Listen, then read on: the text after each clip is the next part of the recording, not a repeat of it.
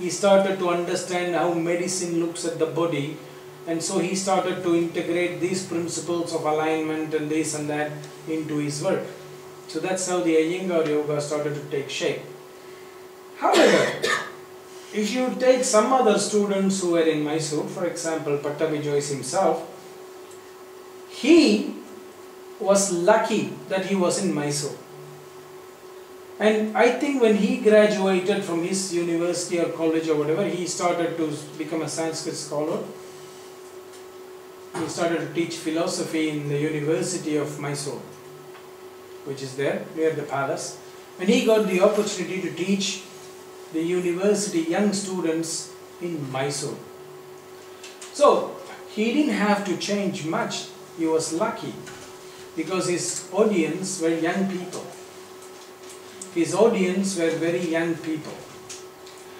And when there's in the 60s, late 60s and 70s, when the first Europeans started to arrive to Pattabhi Jois, some of the giants now of Ashtanga Yoga, like people like Chuck Miller or Tim Miller or all these people, they were all very young hippies. I was talking to Chuck Miller some couple of years ago, and I realized that Chuck's beard is older than me.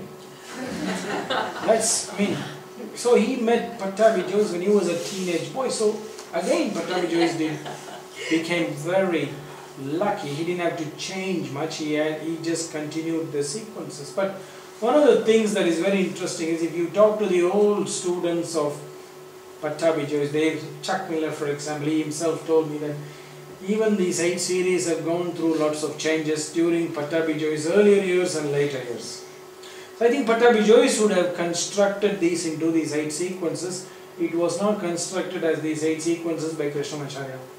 Krishnamacharya always taught the asanas in a sequence. He never fixed them into a sequence of this is how you should do it, because he was always teaching different sequences to the different people who came. So this fixing of a sequence would not have happened by him at all. I think it would have come because of Pattabhi Jois' students who would have demanded some kind of consistency, especially some of the Western students who like consistency. I mean, I don't know, the West is obsessed with everything into a format. Whereas in India, we are like, we are spontaneous. When you go to coffee shop here, every coffee is the same, or should be the same. In India, it's not possible to have this everything the same. We are a bit more, for us even time is not the same. If you say something will come in coffee will come in 2 minutes, it will come in 2 minutes. Whereas in India, if somebody says coffee will come in 2 minutes,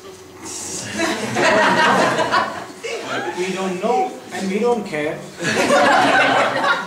So I think this making into a system of 8 sequences would have come much later by Pattabhi Jois when many of the Western students started to come. It would not have come before. It is exactly the answer what I expected, and it's the only, I personally think the only logical explanation. Once more, if we look at the legacy of your grandfather, then that was very specific for one person with one specific ailment. And that's why I was always wondering, because in the Ashtanga world, the Ashtanga Vinyasa series world, and especially Mysore, the whole thing is attributed to your grandfather, right? That he is the inventor of the 8 series, or the other strange story is that your grandfather and Pattabhi Jois were out somewhere in the hills of BR Hills or so. They were up there and they happened to bounce upon some ancient sequences, and they were eaten by the ants in Pattabhi Jois's house. I always explain my students that that's Indian nonsense, or actually maybe some romantic Californian story. But that stuff never happened, right? I mean, otherwise I don't understand what your grandfather was always teaching, and how come that stuff is attributed to him. I am not aware that Pattabhi Jois and Krishnamacharya ever took a trip to Bihar. That's I don't think this happened. There are many stories. What? There are many stories also that were found in the library or that you're they talk about another book called the Yoga Kuranta.